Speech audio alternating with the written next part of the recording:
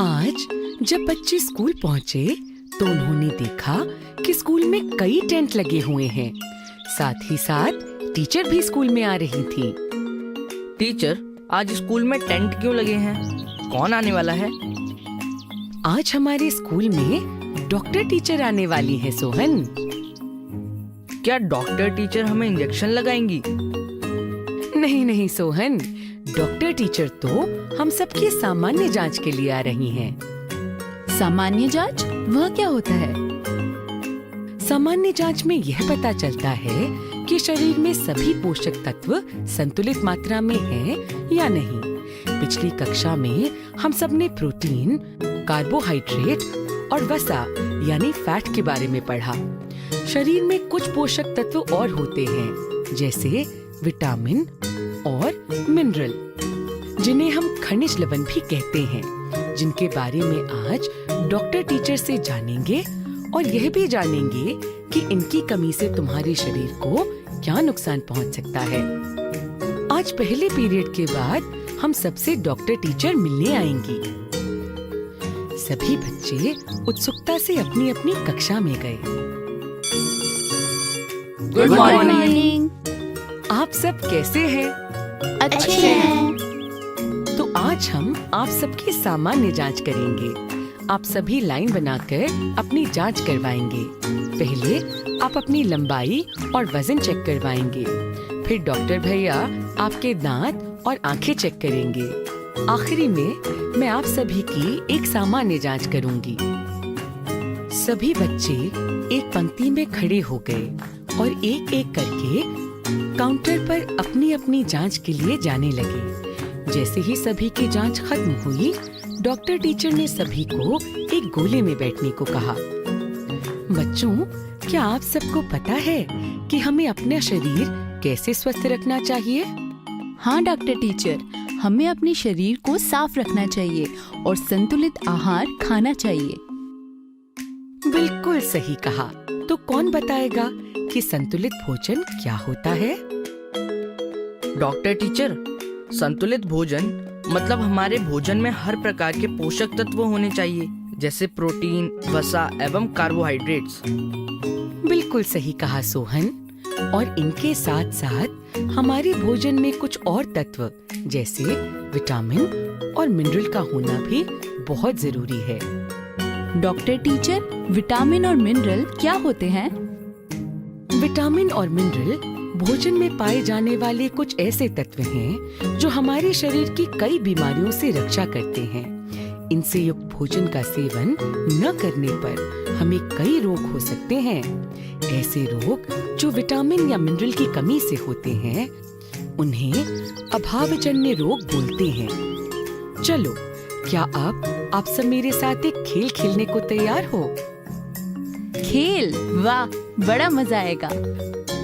अब हम विटामिन और मिनरल के बारे में इस खेल से जानेंगे। अब मैं आपको 4 चित्रों के कुछ कटे हुए टुकड़े दूंगी। आप सभी को सही टुकड़ों को एक साथ जोड़कर चित्रों को पूरा करना है। हर एक चित्र में एक एक विटामिन छुपा है। यदि आपने सही टुकड़ों को जोड़कर पहेली पूरी कर ली, तो आप एक एक विटामिन के बारे में जान पाएंगे। सभी बच्चों ने बड़े ही उत्साह से चित्र पहेली के टुकड़ों को जोड़ना शुरू किया। कभी इधर तो कभी उधर। टुकड़े जोड़कर आखिरकार सभी ने पहेली को पूरा कर दिया। अरे वाह! आप सबने तो बड़ी ही आसानी से सभी चित्र पहेलियां सुलझा ली। क्या अब आप एक एक करके सभी को बताएंगे कि आपके चित्र में क्या क्या है? एक एक करके सभी ने अपने चित्र गौर से देखे। सभी चित्रों में विटामिन के बारे में ढेर सारी जानकारी थी। अब एक एक करके आप अपने चित्र में दिए गए विटामिन के बारे में सबको जानकारी देंगे। मेरे पास विटामिन ए का चित्र है। विटामिन ए आंखों की रक्षा करता है। विटामिन ए बहुत से पदार्थों से मिलता है, जैसे गाजर, दूध, मछली आदि। ये देखो, मेरे पास विटामिन बी का चित्र है। ये हमें कुछ कम पदार्थों से मिलता है। विटामिन बी की कमी से दिमाग पर बुरा असर पड़ता है और दिमाग असंतुलित भी हो सकता है। ये ज्यादातर अंडे, दूध से बने पदार्थ और अनाज से मिलता है। ये देखो, मैंने विटामिन सी का चित्र देखा। ये हमें कई बीमारियों से बचाता है, जैसे सर्दी और जुकाम। ये ज्यादातर हमें फलों से मिलता है, जैसे संतरा और अमरूद। विटामिन डी का पोस्टर टीचर के पास था। आपके पास कौन सा चित्र है?